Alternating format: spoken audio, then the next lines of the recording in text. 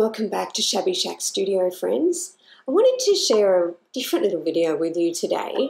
We were talking only the other day about trees, and I was saying that I love to paint trees, but that I'm often not happy with, 100% with how they come out, whether or not they feel real enough to me, or I don't know what it is.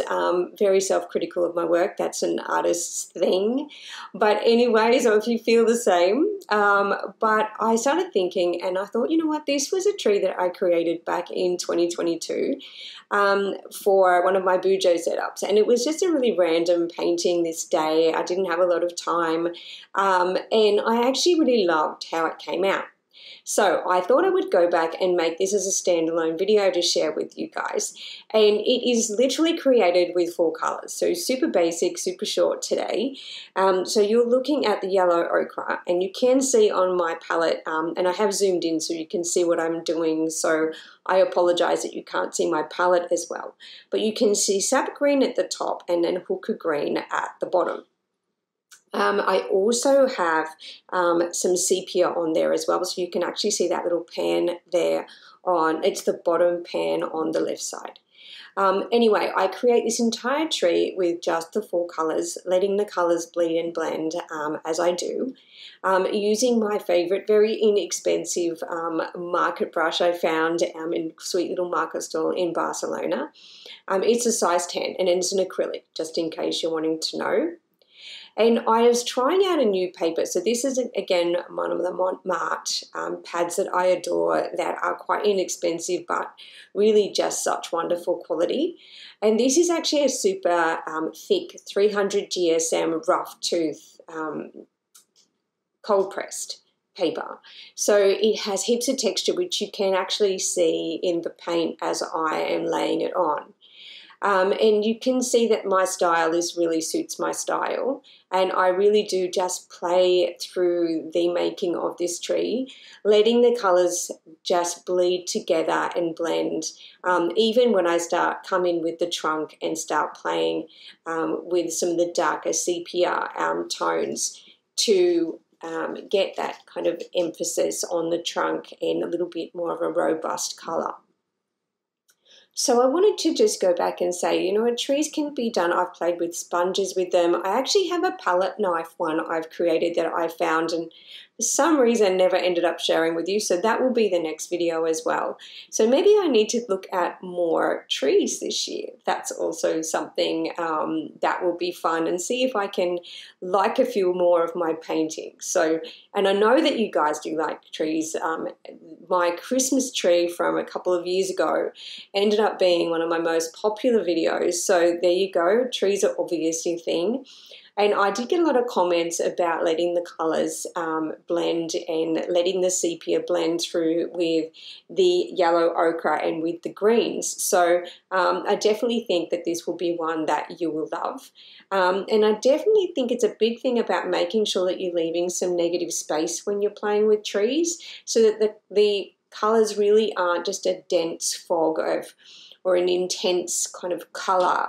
They really do, the way the leaves move and the way the shadows are, they really do have such a variation of colour within a tree. So I think this is something that I really need to focus on. And again, this quote, and I'm going to leave that to the end, I'm not going to spoil it, but the quote that went with this one really does speak to me again this year. So I think it's a really big part of my growth this year, and focusing on me now that my children are a bit older, and on my business, and I'll be doing a lot of customs and illustrative work this year on top of my education and videos and things like that. So it will be a big year for me, but I'm really here for it. I'm really keen. So I hope that you love this standalone of this little tree. And I do actually share some more in this video than I did previously as well, because I made this a standalone watercolour.